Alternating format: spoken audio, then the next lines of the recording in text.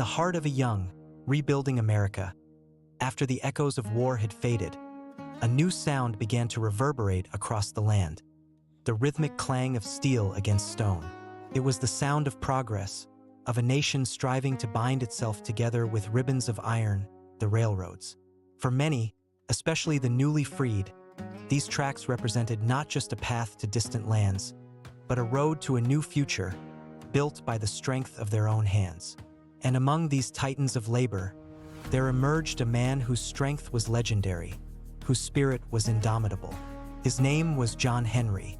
Born a freedman, he carried the weight of generations on his broad shoulders, but also the hope of a people. With a hammer in each hand, each weighing 20 pounds, he was a force of nature, a steel-driving man unlike any other. His song wasn't just the rhythm of his hammers. It was the heartbeat of the mountains he was taming. The greatest challenge lay ahead, the Big Bend Tunnel in West Virginia. A monstrous maw carved into the Appalachian Mountains, it demanded every ounce of strength, every drop of sweat from the men who dared to conquer it. Day after day, week after week, John Henry and his crew faced the unforgiving rock, drilling holes for the black powder that would blast their way through. It was backbreaking, dangerous work, a constant battle against the mountain itself. But John Henry, with his booming voice and unwavering spirit, kept the men going, his hammers singing a defiant song against the stone. But then, a new sound pierced the mountain air, a mechanical hiss that spoke of a different kind of power.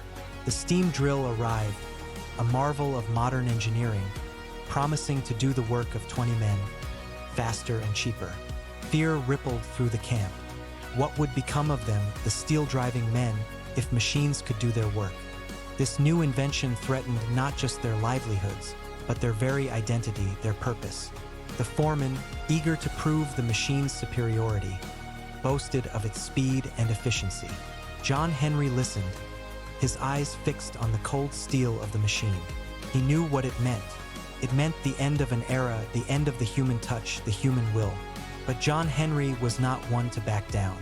He stepped forward, his voice cutting through the murmurs of the crowd, declaring, "A man ain't nothing but a man. But before I let that steam drill beat me down, I'll die with a hammer in my hand." He challenged the machine to a race, man against iron, heart against steam.